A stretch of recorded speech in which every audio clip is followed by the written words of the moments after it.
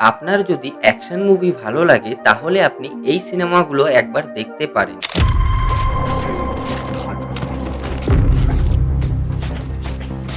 যার মধ্যে থাকবে টপ নচ অ্যাকশনের সাথে খুন খারাবা। প্রথম মুভি নোবডি, এটা 2021-এর অ্যাকশন থ্রিলার। এখানে আমরা ব্রেকিং ব্যাডের জনপ্রিয় চরিত্রকে সিনেমায় নিজের ফ্যামিলির জন্য লড়াই করতে দেখি, যার ফলে তাকে বিরাট ঝামেলার মধ্যে জড়িয়ে পড়তে হয়। সিনেমায় দেখানো অ্যাকশন পুরো ধোঁয়াদার, যেটা দেখার সময় আপনার জন উইক সিনেমার কথা মনে পড়ে যাবে। নেক্সট এ ওয়ার্কিং ম্যান, এটা 2025-এ রিলিজ হওয়া অ্যাকশন থ্রিলার জনরার মুভি, যার মুখ্য ভূমিকায় জেসন স্ট্যাথামকে অভিনয় করতে দেখা যায়, যে তার মালিকের মেয়েকে সিনেমায় বাঁচানোর চেষ্টা করে খারাপ লোকের থেকে। যার ফলে সিনেমায় দেখানো অ্যাকশন তার অন্যান্য সিনেমার মতনই খুবই কঠিন আর হিংস্র, অনেকটা বিকিপার সিনেমার মতো।